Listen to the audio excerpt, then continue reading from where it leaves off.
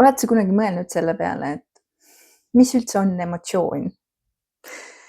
Selles videos räägime sellest, millest me üldse räägime, kui me räägime emotsioonidest ja mida me mõtleme selle all, kui me tahame emotsioone reguleerida või neid mingil moel muuta.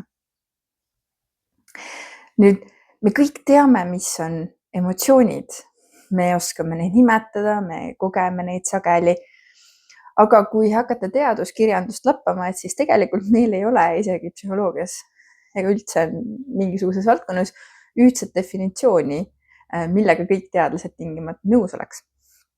Ja see on osalt sellepärast, et meil on jätkuvalt vaidlus või ebaselgus selles osas, et kas emotsioonid on reaalselt mingisugused kaasasündinud automaatsed protsessid meie sees, mis vallanduvad teatud tüüpi sisendi puhul või need on meie enda kogemuste põhjal õpitud reaktsioonid. Ja võin väikese vihjena öelda, et kaasaegsed neuroandmed pigem kalduvad selle viimase variandi suunas, aga et meil lõplik lahendus selles osas on veel teadmata. Nüüd, kui me üritame korraks kompaktselt mõelda selle peale, et mis see emotsioon üldse on, siis meil on oluline meenutada seda, millest me rääkisime ühes eelnevas videos, kui me rääkisime sellest, et muutus vajab turvalisust. Ja see on see, et meie aju seirab kogu aeg seda, kuidas meie organismil üldiselt läheb ja milline on meie ressursside ja keskkonnanõudmiste tasakaal. Ja seal me nimetasime seda tasakaalu või selle puudumise seisundit stressiks, mis saab olla erineval raskusastmel. Ja kuna see on pidevalt meie taustsüsteemi omadus, ehk siis meil on kogu aeg kuskil foonil see mingisugune tase stressi, siis see on ka oluline komponent emotsioonist.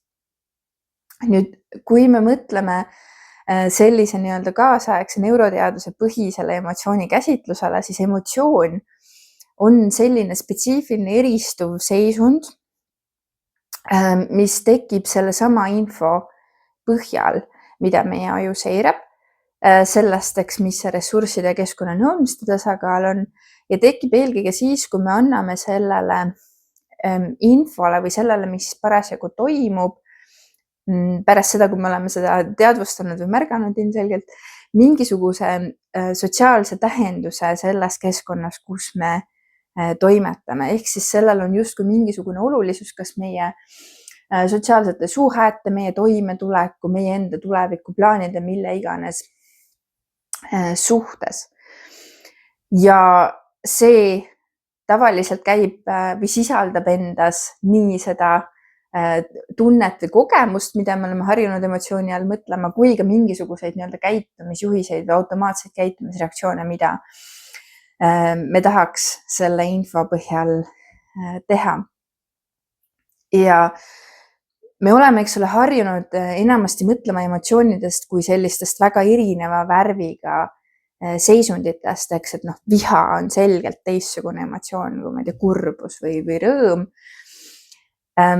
Ja siin võib-olla ongi see kõige toredam või huvitavam vastuolu, et kui me oleme siiamaani ka arvanud, et see on nii sellepärast, et neid emotsioone vahendavad võib-olla erinevad ajuosad ja erinevad neurokeemilised kompotid, mistõttu nendega kaasneb ka sageli erinev füsioloogiline nii-öelda tunne või erutuse tase.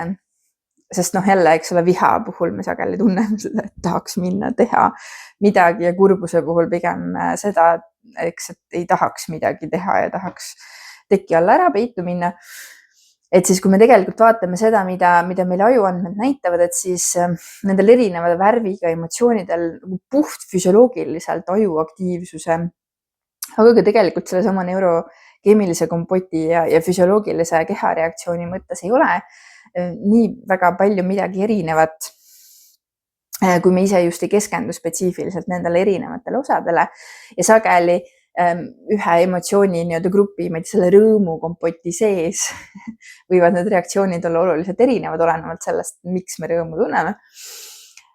Aga et mis selle teeb just erinevaks või selliseks kategoriaalselt erinevaks on needsamad meie enda õpitud tõlgendused nendele olukordadele. Aga need tõlgendused sageli, mis me anname, just selle mõttes, et miks see, mis praegu toimub, on võib-olla inimsuhete seisukohalt oluline. Näiteks, et kui ma kolleegide seltskonnas ütlesin midagi, millega teised ei nõustunud, et siis ma võib-olla pärast tunnen häbi või ärevust, et äkki nüüd, ma ei tea, ma ei meeldi neile või nad ei taha enam minuga suhelda, mis on selgelt, eks ole, sotsiaalne tõlgendus. Et me oleme sellisel moel tõlgendama õppinud oma spetsiifilises kultuuri kontekstis, kus me oleme kasvanud ja kus meie siis nii-öelda aju on oma mustrid ära õppinud. Ja me sageli ka näeme seda, et tegelikult erinevates kultuurides on erinevaid emotsiooni nüansse seetõttu, et need sotsiaalsed reeglid on mingil määral erinevad. Ja muidugi on mingi osa, eks ole, emotsioonidest, mis on väga sarnased ja sarnased ka teistele loomadele, sest et väga palju sotsiaalsetes suhetes ja keskkondades on ka sarnast meil kõigil. Ja lähtuvalt sellest, kui me räägime emotsioonide reguleerimisest, siis me räägime sageli kahest suurest nii-öelda kohast, kuhu me saame sekkuda, eks. Et me saame sekkuda sinna füsioloogiasse mingil määral. Ja see toimib väga või samamoodi nagu toimib stressiregulatsioon, et see ei ole mingi eraldi kompotoskuseid, et see, kuidas me maandame stressi, on see sama, kuidas me saame reguleerida emotsiooni intensiivsust. Aga see teine kompott on seal kõrval, eks ole, siis see töö nende tähendustega. Ja siin on oluline meeles pidada, et ega see tähenduste andmine ei ole alati mingisugune teadlik protsess, et ma nüüd istusin maha ja märkasin, et mul keha reageerib nii ja sellel on selline tähendus, vaid me oleme väga väiksest lapseeast saadik märganud ja õppinud neid mustreid, meile on inimesed õppinud neid mustreid, paljud nendest mustritest on meie keeles sõnade kaudu fikseeritud, me õpime neid lugedes, rääkides, kuulates teisi inimesi rääkimas ja nii edasi, et need toimivad väga automaatselt. Mida me saame aga teha küll on see, et kui mingid sellised õpitud mustrid võib-olla ei toimi päris sellisel viisil, mis aitaks meid ja meie toimetulekut mingis keskkonnas, et siis me saame neid tagantjärgi ümber mõelda ja lahti arutada ja võib-olla neid tõlgendusi asendada või korrigeerida, mis sageli ei reguleeri kohe seda emotsiooni, mis mul praegu täna siin on, aga ta loob nii-öelda pinnase selleks, et kui ma järgmine kord olen sarnases olukorras, et siis ma saan või see automaatne tõlgendus, mis mul tekib, saab olla natukene teistsugune. Et mu peal on mingisugune nii-öelda paindlikkus või valiku variant ka teistmoodi tõlgendada ja reageerida.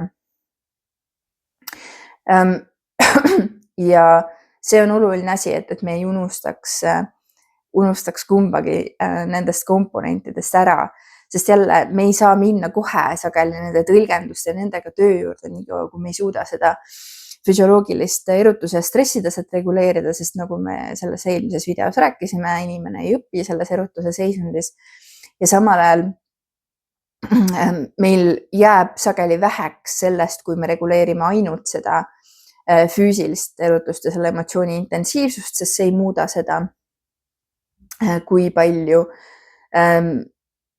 paljudes olukordades ja kui võib-olla sellised selektiivsed või moonutatud tõlgendused meil saavad tekkida, ehk siis seda, et see emotsioon tekib uuesti ja uuesti ja uuesti, et ma võingi jääda seda füsioloogiat reguleerima, et sellest saab terve mu elu, kui ma ei tegele mingite nende tõlgenduste ebatäpsustega. Ja üks selline, ühesõnaga, meil on väga palju toredaid strateegiaid, millega me saame tegelikult nii seda tõlgenduste osa kui seda füsioloogia osa mõjutada. Ja mõned neist ongi rohkem suunatud sellesse hetke, kus see emotsioon parasjagu toimib ja teised on võib-olla rohkem mõeldud sinna perioodi, kus seda spetsiifilist emotsiooni ei ole, selleks, et võib-olla vähendada tõenäosust, et see emotsioon tekib väga paljudes olukordades või väga kergesti või väga intensiivselt. Ja nende oskuste arendamisega me hakkamegi selles plokis tegelema.